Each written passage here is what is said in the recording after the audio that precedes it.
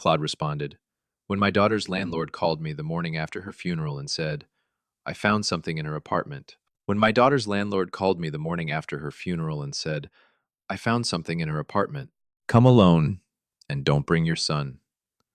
I sat in my truck in the parking lot for a full 10 minutes before I could make myself turn the key. If you're new to this channel, stick around, because this story doesn't go where you think it's going. Drop a comment and tell me where you're tuning in from tonight. Hit that like button before you go any further. And if you haven't subscribed yet, now's the time, because trust me, you're going to want to see how this one ends. My name is Walter Briggs. I'm 64 years old. I spent 31 years running a small appliance repair shop off Route 9 outside Scranton, Pennsylvania, the kind of place where people bring you their grandmother's washing machine because nobody else will look at it anymore. My wife Carol passed 11 years ago, cancer, and since then it had just been me and my daughter Megan and my son Dale, and whatever family we managed to hold together after that. Megan was 34. She taught third grade at Lincoln Elementary for 9 years, and she was, without a doubt, the better half of anything good that had ever come out of me and Carol. She never married, no kids of her own, which she used to joke about at Thanksgiving, but she doted on her nephew, Dale's boy, like he hung the moon. She rented a little one-bedroom apartment on Delaware Avenue above a hardware store. Modest, tidy, exactly the kind of place a schoolteacher on a schoolteacher's salary lives. The funeral was on a Thursday, the second week of October, at Kowalski Family Funeral Home on Wyoming Avenue. It was the kind of gray, wet cold that gets into your knees before it gets into your coat. I stood up front in the same navy suit I wore to Carol's service 11 years back, looking at a casket that held my only daughter, and the whole time I kept waiting for some part of it to feel real. It didn't. Megan had died 9 days earlier. They called it an accidental fall down the back stairwell of her apartment building, late at night alone. Hit her head on the third step from the bottom, they said. These things happen, the officer told me, especially with old wooden stairs and bad lighting. I believed him because I had absolutely no reason not to. About 60 people came to the service. Fellow teachers, some of her students' parents, my brother Ray drove up from Allentown. My son Dale sat in the front row next to his wife Brianne, and I remember noticing, in that strange way grief makes you notice things sideways, that neither one of them shed a single tear the whole service. Brianne kept glancing at her phone tucked inside her purse, and Dale leaned over twice to whisper something to her, quick and low, the kind of whispering that looks a lot more like logistics than sorrow. At exactly 11:40 that morning, right as the pastor was closing the service, my phone buzzed against my leg. I almost let it go to voicemail. Then I saw the name on the screen. Owen Castellano, Megan's landlord, the man who owned the building on Delaware Avenue and the hardware store underneath it. I stepped out into the vestibule, my heart already speeding up for no reason I could name yet. And when I answered, his voice was tight, in a way I had never once heard from him in the 4 years he'd rented to my daughter. Walter, he said, I found something. You need to come to the building. Now, if you can. To understand why that call scared me the way it did, you'd have to understand Owen Castellano. He was not a nervous man. He'd owned 3 buildings on that stretch of Delaware Avenue for 20 years, fixed his own plumbing at 70 years old, and never once in 4 years had he called me about anything beyond a late rent check or a broken window. Hearing that same steady old man's voice crack on the phone told me, before he said another word, that something had gone very wrong. What did you find, Owen? I asked, standing in that cold little vestibule with organ music drifting through the door behind me. Not on the phone, he said. Come to the building. And Walter, listen close. Don't tell Dale. Don't tell Brianne. Not yet. You could be walking into something you don't understand. I need to explain something about my family before I go any further, because none of what comes next will make a lick of sense without it. Carol and I built our whole life on a repairman's wages. Nothing fancy. But we owned our house on Birch Street free and clear. And we had a modest retirement fund that Carol and I had scraped together over 30 years of Sunday overtime and skipped vacations. We helped Dale out whenever he needed it, which, the last 3 years, had become a good deal more often than I liked admitting to myself. Dale was 36, married to Brianne, going on 5 years, and the two of them had been chasing one failed business venture after another since he got laid off from the warehouse back in 2020. A used car lot that folded in 8 months, a vending machine route that never turned a profit. And over the last year, they'd started coming around more. Sunday visits that turned into Wednesday visits, turned into Brienne offering, completely out of nowhere, to help Megan get her finances organized, since teaching doesn't pay what it should. I hadn't thought much of it at the time. Megan hadn't either, as far as I knew. Looking back now, that's the whole problem right there. The weeks before Megan died, something had shifted in her, and I hadn't been paying close enough attention to notice.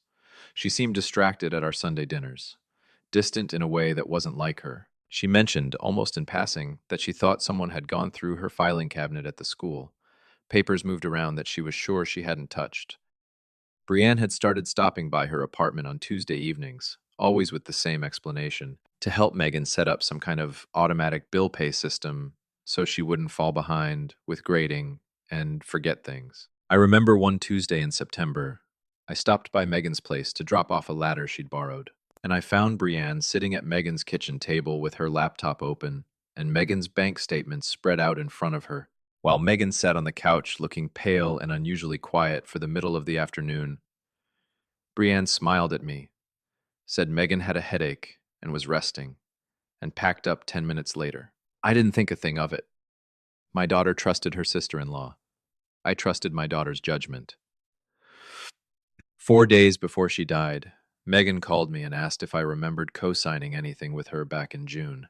Something about a home equity line against the little duplex she'd been saving up to buy as a rental investment, the one piece of real ambition she'd let herself have.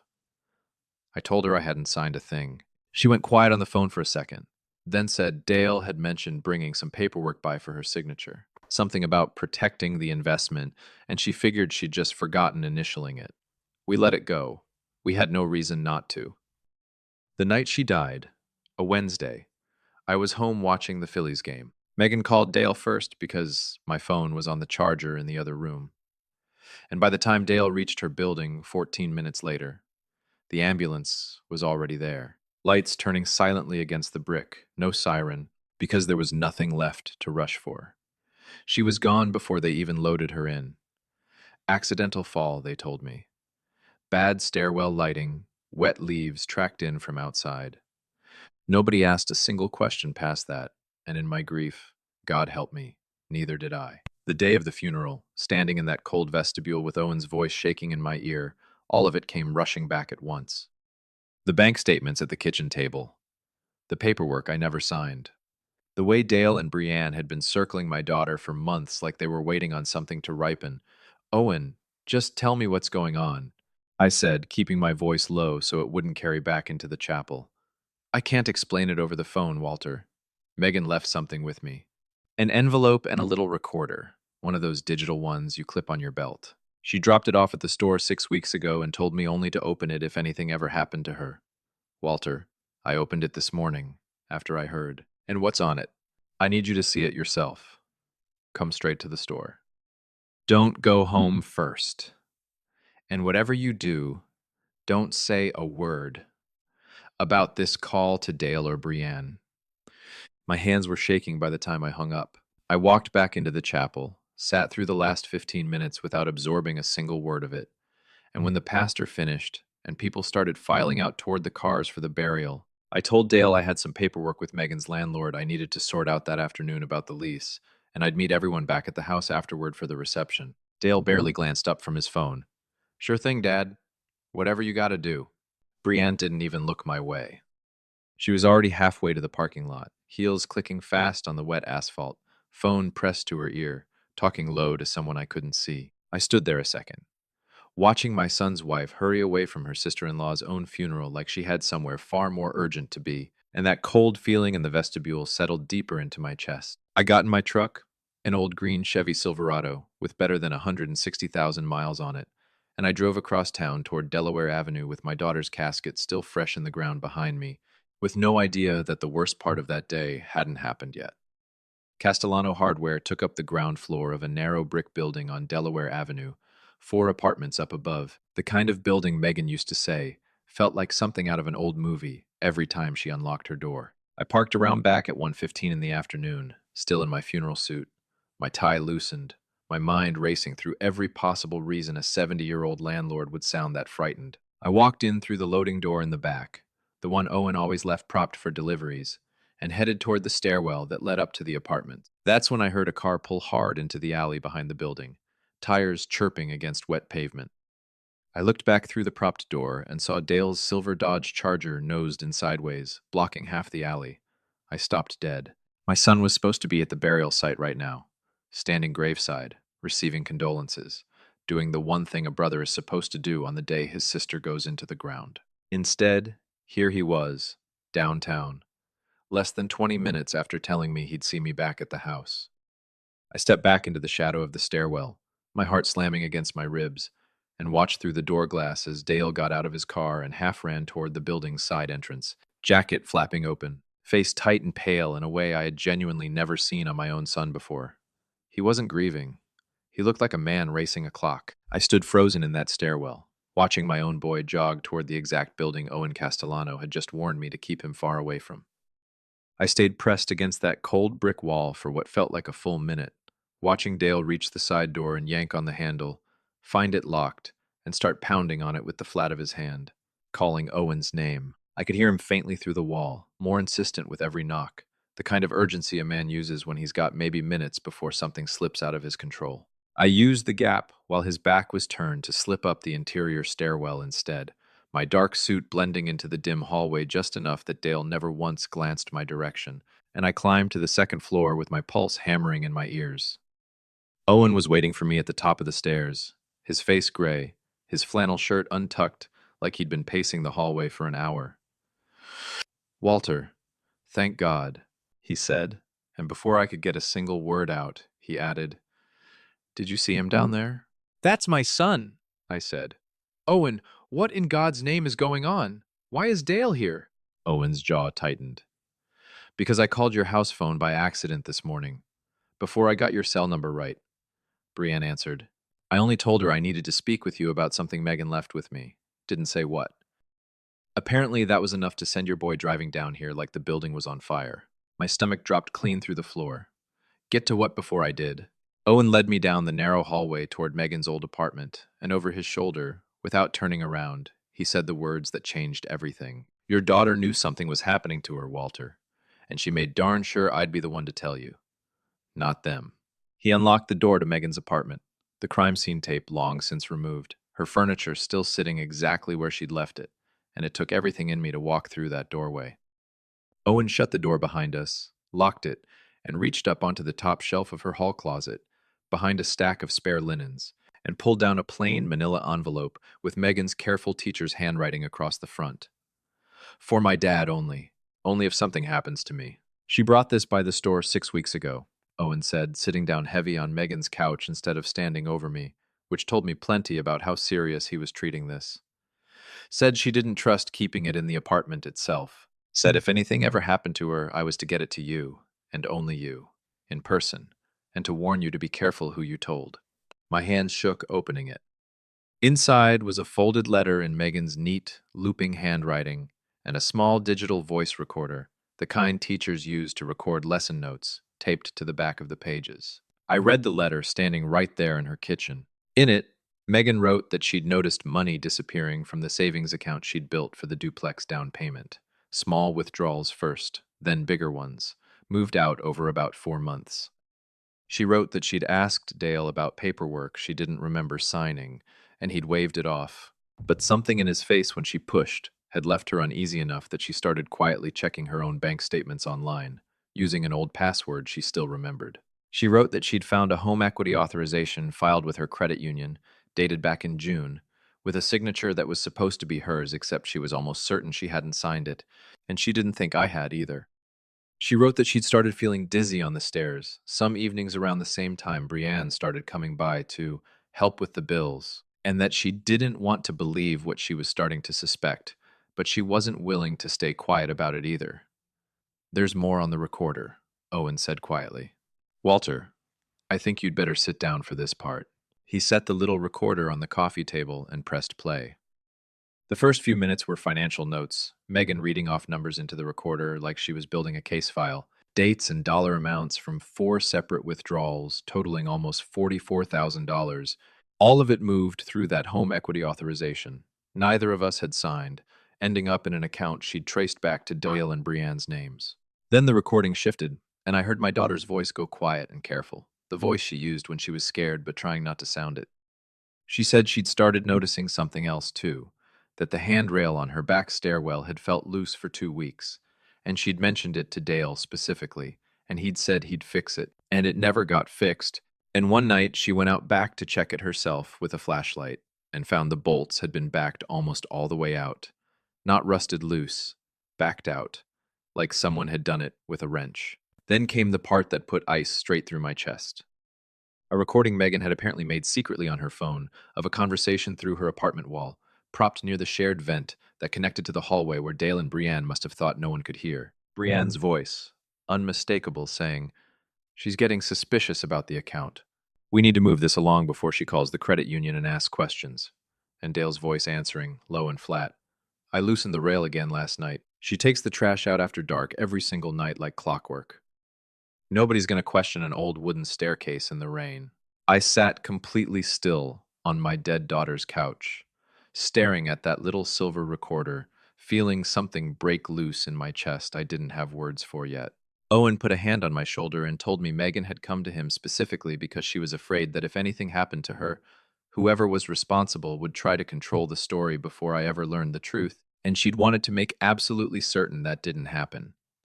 "She protected you from beyond the grave, Walter," Owen said quietly. "Now we've got to protect you for real." I asked him why he'd warned me to keep Dale and Brienne away from all this. He said it plainly. If Megan's suspicions were right, and everything on that recorder said they very likely were, then Dale and Brienne were capable of a great deal more than moving money around. And if they realized this recorder existed, I could be next in line, especially with a forged authorization document already sitting on file that could hand them control of everything. Carol and I had spent 30 years building. "We need proof strong enough for the police," Owen said. "Not just suspicion. And we need it before they know we're looking." That same afternoon, Owen called an old friend of his, a retired Scranton police detective named Sal Marchetti, who did private investigative work these days out of a strip mall office near the mall. Sal met us at the hardware store within the hour, a broad, quiet man in his 60s with reading glasses pushed up on his forehead, and a way of listening that made you feel like every word out of your mouth actually mattered. He listened to that recorder twice all the way through, said nothing the whole time, then finally said the thing none of us wanted to hear out loud. "This is enough to open an investigation," Sal said. "It's not enough yet to guarantee a conviction on its own. We need forensics on that stairwell railing, if it hasn't already been repaired or replaced. We need a handwriting analysis on that equity signature. And honestly, Walter, if you're willing, a camera or two in your own house for a little while would give us everything else. Because people like this, they talk when they think nobody's listening." I sat there in that little apartment that still smelled faintly like Megan's shampoo, my daughter 9 days in the ground, listening to two men I barely knew ask me to go home and act normal, while my son and his wife believed they'd gotten away with murder. It was the hardest thing anybody had ever asked of me in 64 years of living. I said yes without hesitating, because Megan had trusted me with the truth, and I wasn't about to let it go to waste. Sal installed 2 small cameras in my house 2 nights later, one tucked into a smoke detector above the kitchen table, one hidden inside an old cuckoo clock in the front room that Carol used to wind every Sunday, while Dale and Brienne believed I was still staying with my brother Ray in Allentown to grieve. I moved back home the following Monday and told anybody who asked that I just needed to be around my own things for a while. It took 13 days. 13 days of forcing myself to sit across my own kitchen table from my son and his wife, nodding along while they talked about helping settle Megan's affairs, watching Brienne bring up my house on Birch Street twice, asking gently, sweetly, whether I'd thought about downsizing now that it was just me. Every night I went to bed feeling sick to my stomach, and every morning I got up and did it again, because Sal told me the moment they felt truly safe was the moment they'd stop being careful. On the 14th day, it happened.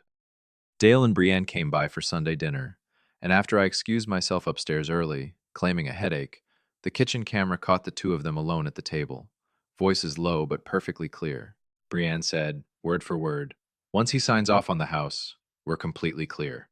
We don't even need the equity paperwork anymore. We've got the account transferred straight through."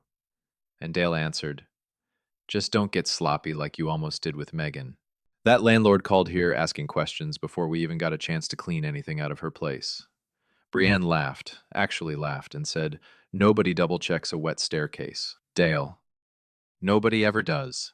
Sal had that footage in an evidence file within the hour, combined with a forensic examination of the stairwell railing bolts, which the building inspector's original photographs had never even flagged for tampering, and a handwriting analyst confirming the equity authorization signature was forged, and phone records placing Dale near Megan's building twice in the 2 weeks before she died at hours he'd never accounted for. We finally had what Sal called an airtight case. Owen looked at me across his kitchen table that night and said quietly, "Now we bring them out in the open, Walter. On our terms, not theirs." We decided to do it at the reading of Megan's will, which our family lawyer, a woman named Doreen Kessler, who'd handled our family's paperwork for going on 15 years, had already scheduled for the following Wednesday at her office on Spruce Street. Dale and Brienne had no idea Sal Marchetti would be sitting quietly in the small waiting room next door, or that 2 Scranton detectives would be parked outside in an unmarked sedan waiting on his signal. I spent that whole week acting exactly the way I had for the past 13 days. Tired, quiet, cooperative, letting Brienne believe her plan was working precisely the way she wanted. She even hugged me the morning of the reading and told me she was proud of how strong I'd been through all of this. I stood there and let her arms wrap around me, thinking about my daughter's careful teacher's handwriting on that envelope, and feeling absolutely nothing but cold, steady patience. We all sat down in Doreen's office at 10 that morning. Dale in a dark suit, Brienne in charcoal gray, both of them composed, almost relaxed, clearly expecting a simple formality before they collected what they believed was already halfway theirs. Doreen went through the standard opening of the will and then, right on cue, looked over at me and asked if there was anything I wanted to say before she continued. "Actually, yes," I said, and I watched something flicker across Dale's face, the first small crack of unease. "Before we go any further, I think it's time everybody in this room saw what your sister left behind." I nodded toward the door, and Owen Castellano walked in, carrying that little digital recorder, followed by Sal Marchetti, whose face Dale seemed to half recognize, maybe from a traffic stop years back, maybe just instinct, because the color drained clean out of my son's face. Brienne's voice came out sharp. "What is this? Walter, what's going on?" I looked at her steady and said, "Megan's exactly what's going on." Owen set the recorder on the conference table and pressed play without a word of introduction. Brienne's own voice filled that small office clear as anything, talking about the account being fully transferred, about not needing the equity paperwork anymore. And then Dale's voice answering back, warning her not to get sloppy like she'd almost been with Megan. The room went dead silent except for that recording, every single word landing like a hammer blow. Brienne's face went white, then red, and she shot up so fast her chair scraped hard against the floor. That's not that's not what it sounds like. That's completely out of context. Sit down, Sal Marchetti said calmly, showing his credentials for the first time. There are 2 detectives waiting right outside this office, and everything you say from this point forward can be used against you. Financial exploitation of an elder, forgery, tampering with a structural safety feature, and a homicide investigation reopened based on new forensic evidence regarding your sister-in-law's death. Dale hadn't said a single word yet. He just sat there, staring down at the table, and I watched something break in my son's face. Not innocence, because that had been gone a long while already, but the specific look of a man who finally understood there was nowhere left on earth to run to. "Dad," he said, voice cracking down the middle, "I never wanted her to actually fall down those stairs and die like that.